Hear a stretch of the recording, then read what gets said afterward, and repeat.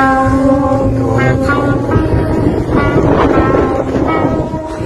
کوو مورجانې مرمه دعا کوي ټوله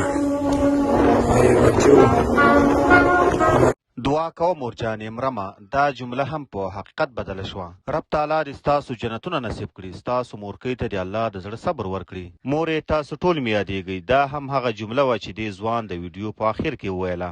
دغه لورکۍ لکه یوه شهزادګۍ د پلار په غېږ کې بې خبره پرته ده. ولې په دې به هم اوس پوه شوې وي، خبره شوې وي او یا به هم درد کړې وي چې پلار یې د تل لپاره له دې نازوانې نړۍ سره په یو داسې حال کې مخه وکړه چې یو غړپ اوبو ورته ونه رسېدلې او د یو غړپ اوبو په ارمان لاړی. اصل کې خبره د اوبو نه وه، خبره د وطن د حالات دي چې نن سبا په وطن کې دردونکي او ځورونکي حالات روان دي. بې ځایه ګمارنې، بې ځایه خلک په چوکۍ کېنول، بې ځایه مصارف او په وطن کې ځوانانو ته د کار زمینه نه برابرول.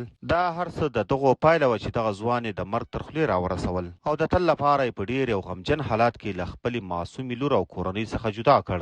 دغه ماشومه د تل لپاره د خپل پلار له سیوري څخه محرومه شوه.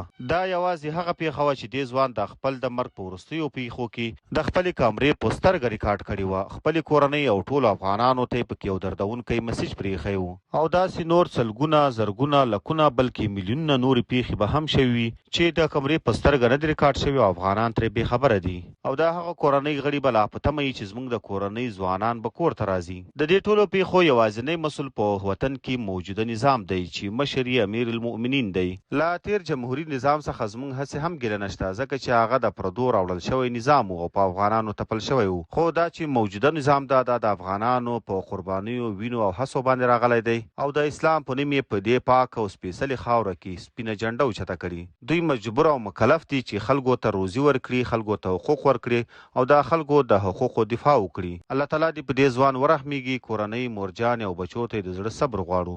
قدرمن دوستانو، تاسو یې په اړه څه نظر لرئ؟ خپل نظر مو راسره په کمنټ کې خامخا ولیکئ.